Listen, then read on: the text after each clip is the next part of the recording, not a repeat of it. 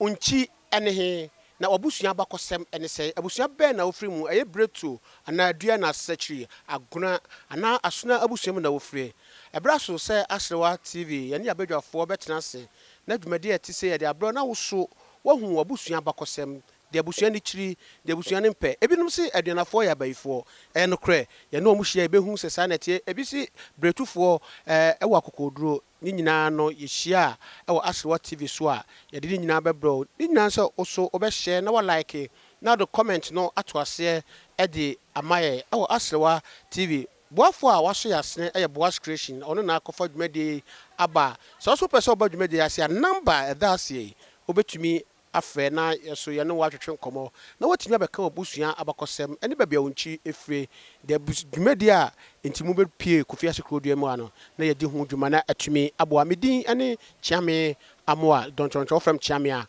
magye so e de ama aha Aserewa TV na me show bibia